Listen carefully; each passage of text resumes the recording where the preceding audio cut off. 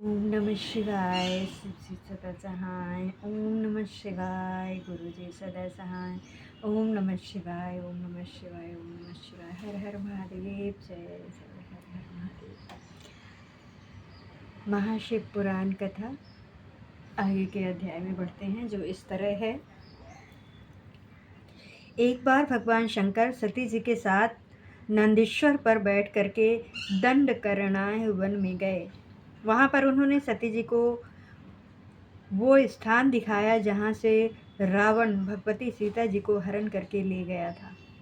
वहीं पर राम और लक्ष्मी जी वहाँ के लताओं और वृक्षों से भगवती सीता जी का पता पूछ रहे थे। भगवान शंकर ने श्री राम की जयकार कह करके प्रणाम किया और भगवान शिव ने उन्हें अपने दर्शन दिए। इस पर भगवान शिव जी की माया से मोहित होकर के सती जी ने पूछा, हे गणेश्वर, आप सर्वोच्च हैं एवं सभी देवताओं के प्राणेश्वर हैं। फिर आप में मनुष्यों की तरह वन में विचरते हुए श्याम वर्ण और गौर वर्ण वालों को प्रणाम क्यों किया है? ये दोनों मनुष्य कौन हैं? मेरी शंका का समाधान करने की कृपा करें। इस पर भगवान शंकर ने सती जी को बताया कि हे देवी, उन्हें मैंने वरदान के प्रभाव से प्रणाम किया है। ये सूर्यवंश में उत्पन्न दशरथ के पुत्र राम और लक्ष्मण हैं, और श्याम वर्ण वाले राम हैं जो कि विष्णु जी के अवतार हैं, और गौण वर्ण वाले लक्ष्मण हैं जो शेष अवतार हैं। ये पृथ्वी पर साधुजनों की रक्षा तथा कल्याण के लिए अवतारित हुए हैं।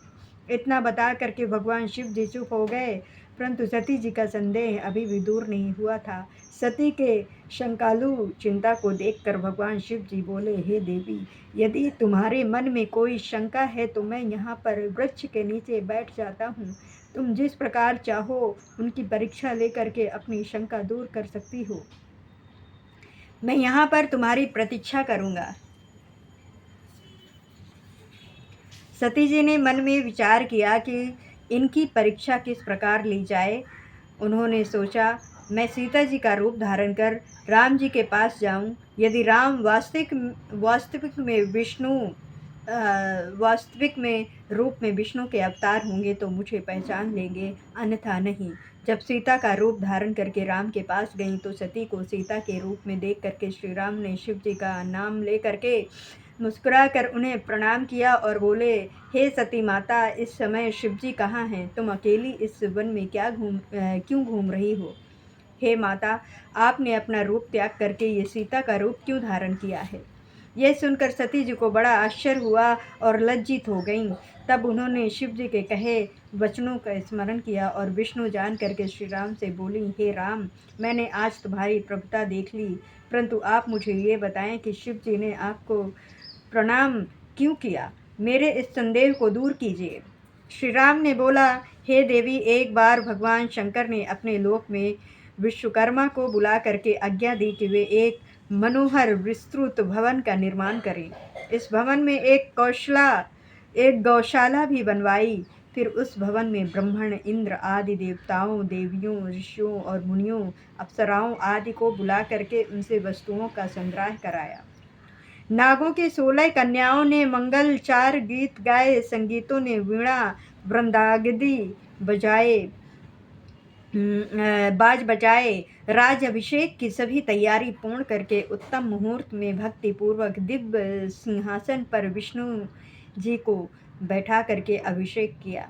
शिव जी ने स्वयं विष्णु जी के सिर पर मुकुट बांधा और उन्हें अखंड ऐश्वर्य प्रदान किया। उन्हें सभी लोकों का करता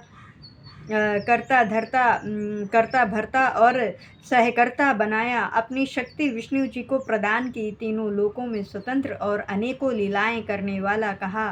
सारी माया प्रदान की। अनेकों अवतार लेकर के संसार का पालन बनाया। अपने लोक में गोलोक का नाम एक स्थान प्रदान किया। ब्रह्मा जी और शिव जी ने उन्हें अखंड ऐश्वर्यशाली बता करके उन्हें प्रणाम किया।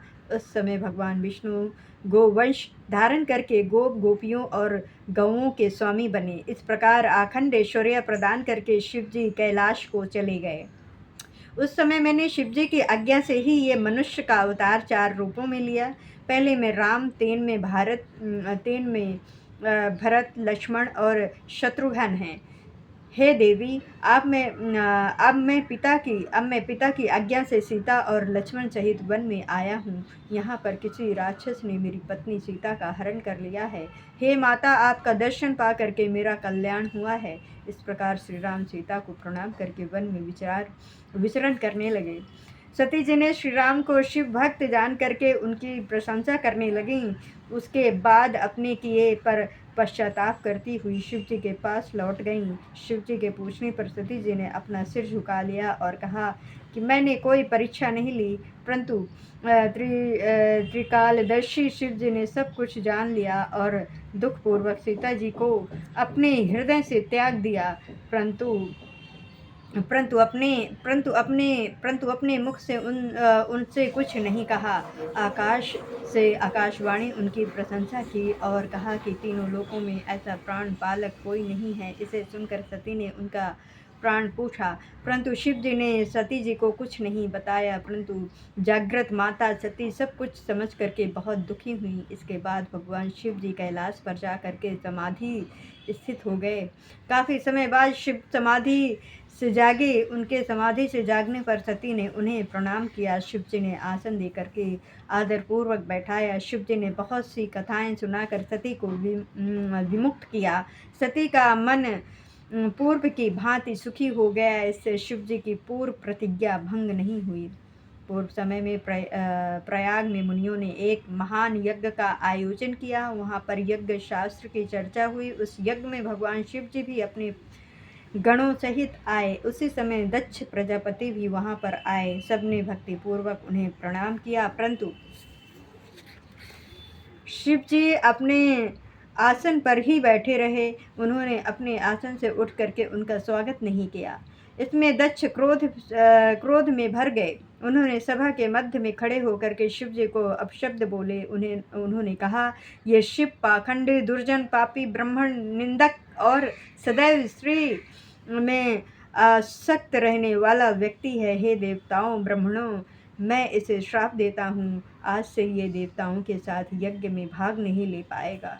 ये सुनते ही नंदीश्वर की आंखें क्रोध से लाल हो गईं। उसने दक्ष को काट करके फटकार लगाई, हे दुष्ट बुद्धि, क्या तू शिव तत्व को नहीं जानता?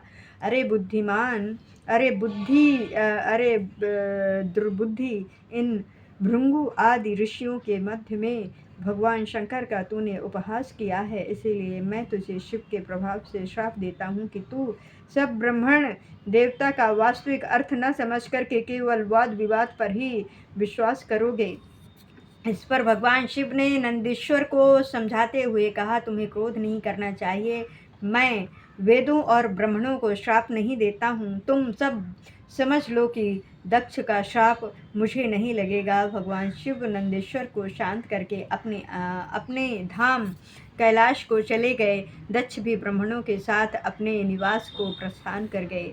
ब्रह्मा जी ने नारद जी को बताया। शिव जी के द्रोह को ध्यान में रख करके दक्ष ने कनखाल में, जो कि हरिद्वार के पास स्थित है, एक बड़ा भारी यज्ञ किया। इस यज्ञ में भृंगु आदि ऋषियों को श्रतत्वक बनाया। सभी सिद्ध, गर्भस्थ, विद्याभर आदि नाग तथा सभी ऋषि मुनियों को बुलाया। ब्रह्मा जी एवं विष्णु जी पार्षदों सहित पधारे, परंतु इस यज्ञ में दक्ष ने शिव जी को नहीं बुलाया। यहाँ तक कि उन्होंने अपनी पुत्री सती को भी नहीं बुलाया।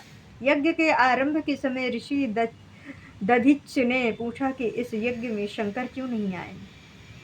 दधिच्छ की ये बात सुन करके मूर्ख दक्ष ने कहा, देवताओं के प्रमुख विष्णु जी आ ही गए हैं, फिर मुझे शिव की कोई आवश्यकता नहीं है। मैंने ब्रह्मा जी के कहने पर उसे अपनी कन्या सती दे दी, वरना उस अकुलीन माता पिता से रहित भूत प्रेतों के स्वामी आत्म अभिमानी मूर्ख ईर्ष्यालु को कौन पूछता है? वो इस यज्ञ में भाग लेने की योग्य नहीं है, इस कारण मैंने उसे नहीं बुलाया। मेरे इस यज्ञ को आप सब लोग मिल करके सफल बनाइए। इस पर दधिच ऋषि ने दक्ष से कहा, तुम चाहे जो कहो, परंतु शंकर जी के बिना ये यज्ञ अधूरा है। इसमें तुम सब नाश के भागी बनोगे। इतना कह करके महर्षि दक्षित उस यज्ञ को छोड़ करके चले गए। इसके साथ ही वहाँ के जितने शिव भक्त थे वे भी दक्ष को श्राप दे करके लौट गए। इस पर दक्ष ने हंस करके कहा, शिव भक्त दधिच चला गया तो अच्छा ही हुआ। मैं तो अब बहिष्कृतों को यज्ञ में रखना पसंद नहीं करता। तब शिव की माया से प्रभावित होकर के देवताओं ने यज्ञ को आरंभ कर देवताओं की पूजा की। जिस समय देवता और ऋषि दक्ष के यज्ञ में जा रहे थे, उस समय सती जी गंध मदान पर्वत पर अपनी सखियों के साथ अनेक क्रीड़ाएं कर रही थीं। सती जी ने देवताओं और ऋषियों को जाते देखा। तब चंद्रमा रोहिणी से आज्ञा लेकर के गए। सती जी की आज्ञा से विजय नामक सखी ने चंद्रमा से सब वृतांत जान करके उनसे कहा। सती ने भगवान शंकर से कहा, हे प्राणेश्वर, मेरे पिता एक बड़ा भारी यज्ञ कर रहे हैं, उसमें आपको क्यों नहीं निमंत्रित किया गया? सब कार्य छोड़ करके आप भी मेरी प्रार्थना पर मेरे साथ पिता की यज्ञ में चलने की कृपा करें, क्योंकि संबंधियों के यहाँ प्रेम बढ़ने के लिए समय पर उनके पास जाना चाहिए। शिव जी बोले, हे देवी, तुम्हारे पिता दक्ष मुझसे वैर भाव रखते हैं, इसी वजह से उन्होंने तुम्हें भी नहीं बुलाया, परंतु बिना बुलाए कहीं नहीं जाना चाहिए। बिना बुलाए मेहमानों को मरण तुल्य अपमान सहन करना पड़ता है। ये सुनकर सती जी बोली, हे स्वामी, आपसे ही ये तो यज्ञ पूर्ण होता है, फिर आपको न बुलाने का कारण जानना चाहती हूँ, अतः मुझे ही जाने की आज्ञा दीजिए। सती का हठ देख करके शिव जी ने उन्हें नंदी वृषभ पर बैठा करके वस्त्र भूषण से अलंकृत करके 60,000 गणों सहित भेज दिया। सती जी जब अपने पिता दक्ष के यहाँ पहुंची तो वहाँ विशाल यज्ञ चल रहा था। सती को आई देख करके उनकी माता एवं बहनों ने तो उसका सत्कार किया, परंतु पिता दक्ष और उसके अनुयायियों ने उसका सत्कार नहीं किया। फिर भी सती ने सम्मान भाव से सबको नमस्कार किया। उसने यज्ञ में अपने पति का भाग न देख करके उन्हें महान दुख हुआ और वे अपने पिता से बोली, आपने मेरे पति शंकर भगवान को क्यों नहीं बुलाया, जबकि वे स्वयं यज्ञ स्वरूप हैं। उनके बिना आपने यज्ञ कैसे प्रारंभ कर लिया? क्या आप उन्हें एक साधारण देवता समझते हैं? यह तो उनका घोर अपमान है। ब्रह्मा विष्णु की ओर संकेत करके उनसे पूछा, आप लोग उनके बिना यज्ञ में कैसे चले आए? दक्ष ने क्रोधित होकर के कहा, हे पुत्री, तू यहाँ बिना बुलाए क्यों चली आई? अब तू यहाँ रह या चाहे चली जा, तुझसे मेरा कोई संबंध नहीं है। तेरी माता तेरा पति भूत प्रेतों का स्वामी है, जो वेद के अनुसार बहिष्कृत, अकुलीन और अमंगलिक है, इसीलिए मैंने तेरे पति को नहीं बुलाया। ये सुनकर सती बोली, जो व्यक्ति भगवान शिव जी की निंदा करता है, ये सुनता है, दोनों ही नरक के वासी बनते हैं। इतना कहकर सती जी ने अपना शरीर योग द्वारा भस्म कर दिया। जब सती ने योग द्वारा अपना शरीर त्याग दिया तो चारों ओर हाहाकार मच गया। उधर सती के द्वारा अपने प्राण छोड़ते ही उनके साथ आए गणों ने हाथों में शास्त्र उठा करके मारकाट मचाने लगे। सब दिशाओं में प्रलय का दृश्य उपस्थित हो गया। उनके साथ आए 60,000 गणों में से 20,000 तो स्वयं ही शोक में व्याकुल होकर के समाप्त हो गए।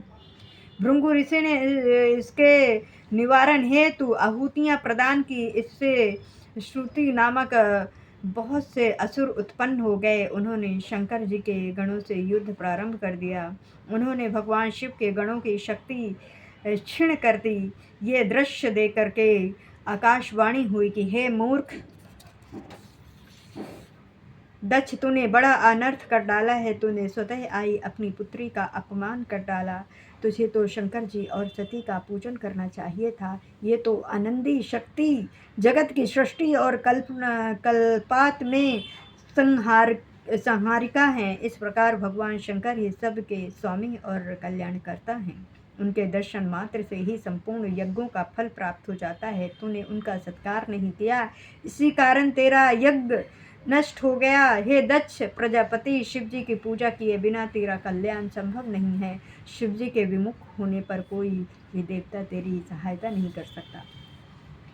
आकाशवाणी सुनकर सभी देवता और मुनि आश्चर्य करने लगे, परंतु शिव जी की माया से किसी के मुख से एक भी शब्द न निकला। इधर भृंगु द्वारा उत्पन्न असुरों ने जब मार काट प्रारंभ कर दी तो शिव जी के गण भगवान की शरण में जा करके उन्हें माता सती के शरीर को त्यागना और युद्ध का सब प्रबंध कहा। ये समाचार सुनकर शिव जी के क्रोध की कोई सीमा न रही। उन्होंने अपनी एक जटा उखाड़ करके उससे पर्वत पर दे मारा। इससे उसके 2 टुकड़े हो गए। उससे प्रलय काल की ज्वाला के समान भयंकर आवाज के साथ वीरभद्र और महाकाली प्रकट हुई। वीरभद्र ने हाथ जोड़ करके शिव जी को प्रणाम किया और उनसे पूछा, मेरे लिए क्या आज्ञा है? आदि आपकी आज्ञा हो तो मैं क्षण भर में ही समुद्रों को सुखा लूं, पर्वतों को भस्म कर डालूं, ब्रह्मांड को भस्म कर दूं या देवताओं और मुनीश्वरों को भस्म कर दूं। तब भगवान शंकर ने वीरभद्र को आशीर्वाद दे करके कहा, ब्रह्मा का पुत्र दक्ष एक यज्ञ कर रहा है जो बहुत ही अहंकारी है और मेरा विशेष रूप से विरोधी है। तुम्हें उसके यज्ञ को विध्वंस करना है। उस यज्ञ में शामिल देवता, गंधर्व, यक्ष आदि कोई बचने न पाए। विश्व देवता आदि तुम्हारी तुष्टि करेंगे, परंतु तुम उन्हें भी मार करके मेरे पास ले आना। दक्ष को तो पत्नी सहित तिलांजलि दे करके आना। वीरभद्र शिव जी को प्रणाम करके दक्ष के यज्ञ को विध्वंस करने चल दिया। शिव जी ने वीरभद्र के साथ अपने गणों को भेजा। वीरभद्र शिव जी के समान रूप धारण कर रथ पर आरूढ़ होकर के चल पड़ा। वो 100 हाथ लंबा था। उसमें 10,000 सिंह जुटे हुए थे। इसके साथ ही काली, कांत्यागिनी और ईशानी, चामुंडा, मुंडा मर्दनी और भद्रकाली, भद्रबली आदि वैष्णवी इन 9 दुर्गाओं ने भी दक्ष को मारने के लिए अपने गणों के साथ प्रस्थान किया। वीरभद्र और महाकाली के गणों की गिनती करना असंभव है।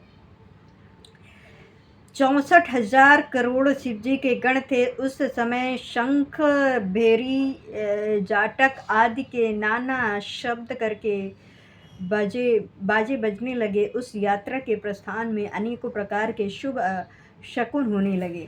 जब वीरभद्र यज्ञ को नष्ट करने हेतु चला तो दक्ष और वहां आए देवताओं के लिए अपशकुन होने लगे। दक्ष की बाईं आंख, बाएं हाथ, बाईं जांघ फड़कने लगी। पृथ्वी पर भूकंप आया तथा दिशाएं मलिन हो गईं। सूर्य में काले धब्बे दिखाई देने लगे।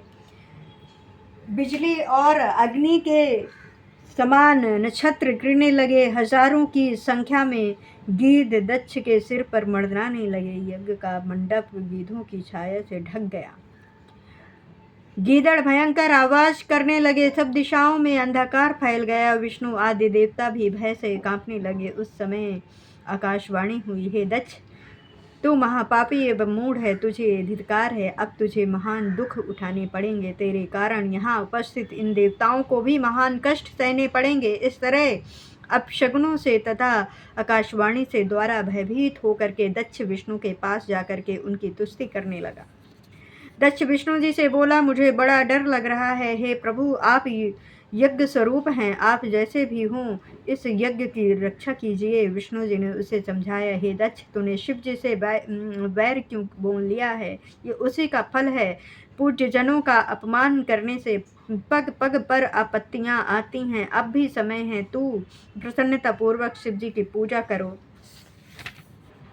तुम्हारी इस अनीति के कारण मेरा भी प्रभाव क्षीण हो गया है। विष्णु जी के इस प्रकार समझाने पर दक्ष का मुंह उतर गया और वो चुपचाप पृथ्वी पर बैठ गया। उसी समय वीरभद्र अपनी सेना सहित वहां पहुंच गया। उसकी सेना से सभी दिशाएं व्यक्त हो गईं। पृथ्वी, समुद्र आदि सब कांपने लगे। उस भयंकर दृश्य को देखकर दक्ष अपने मुख से रुधिर की उल्टियां करने लगा। इस पर वो पुनः विष्णु जी की शरण में गया, परंतु वीरभद्र को देखकर श्री हरि ने दक्ष से कहा, ये शंकर का गण है। इसकी विशेषता है कि ये शिव जी के शत्रु का अवश्य नाश कर डालता है। इसे कोई भी नहीं रोक सकता। यह निसंदेह तुम्हारे साथ मेरा भी नाश कर देगा। शिव जी की आज्ञा के बिना मैं जो तुम्हारे यज्ञ में पधारा हूँ, इस कारण मुझे भी डर लगने लगा है। इसे रोकने की शक्ति मेरे अंदर नहीं है। मेरे सुदर्शन चक्र का इस पर कोई प्रभाव नहीं पड़ेगा। आदि हम यहाँ से भागे तो भी ये हमें वीरभद्र अपने आकर्षण से हमें खींच लेगा।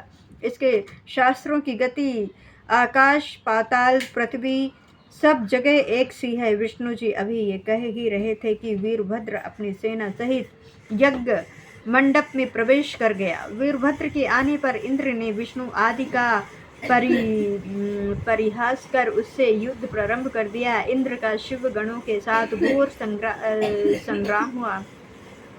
भृंगु जी ने दक्ष के संतोष के लिए शिव गणों का उच्चाटन कर दिया। इससे भूत, पिशाच, प्रेत आदि पराजित होकर के भागने लगे। ऐसा देख करके महापराक्रमी वीरभद्र ने उससे युद्ध किया और देवताओं आदि को अपने त्रिशूल से घायल कर दिया। देवताओं की भयंकर पराजय हुई। वीरभद्र ने इंद्र आदि देवताओं से कहा, हे इंद्र, हे अग्नि, सूर्य, चंद्रमा, कुबेर आदि देवों, तुम इस यज्ञ में क्यों आए हो? तुम्हें इसका परिणाम भुगतना पड़ेगा। इसके पश्चात इंद्र व वीरभद्र में भयंकर युद्ध होने लगा। वीरभद्र ने भगवान शंकर का नाम लेकर के विष्णु के वक्ष स्थल में त्रिशूल से प्रहार किया। इससे विष्णु मूर्छित होकर के पृथ्वी पर गिर पड़े। फिर उठ करके अपने चक्र से वीरभद्र पर प्रहार किया, परंतु वीरभद्र ने अपने अद्भुत तेज से चक्र को प्रभावितहीन कर दिया। वो विष्णु के हाथ में ही रुक गया। विष्णु का भी स्तंभन हो गया। इस प्रकार यज्ञियों ने मंत्रों द्वारा विष्णु का स्तंभन दूर किया। विष्णु ने अब की बारी अपना शंख धनुष उठाया। उसके भी वीरभद्र ने 3 टुकड़े कर दिए। इस प्रकार विष्णु अंतर्धान हो गए और अपने लोक को चले गए। उनके चले जाने पर वीरभद्र ने यज्ञ भगवान को पकड़ा और उनका सिर धड़ से अलग कर दिया। प्रजापति, धर्म, आकाश और अरिष्टनेमी आदि मुनियों को पकड़ करके वे वीरभद्र ने उनको लातों से मारा। सरस्वती जी की उसने अपने नाखूनों से नाक काट डाली तथा अन्य सभी देवताओं को पटक करके मार डाला। मणिभद्र नामक प्रतापी गणों ने भृंगु की छाती पर पैर रख करके उनकी दाढ़ी उखाड़ ली। उषा के दांत चंड नामक गण ने उखाड़ लिए, क्योंकि वे हंस पड़े थे। यज्ञ में मलमूत्र की वर्षा करके उसे भ्रष्ट कर दिया। दक्ष डर करके यज्ञ की वेदी के अंदर घुस गया। उसे पकड़ करके वीरभद्र ने उसका सिर हाथ से पकड़ करके मरोड़ डाला और सिर को उखाड़ करके यज्ञ के कुंड में डाल दिया। ये सब कार्य करके वीरभद्र कैलाश पर पहुंचा और शिव जी को प्रणाम किया। शिव जी ने प्रसन्न होकर के उसे अपने गणों का नायक बना दिया।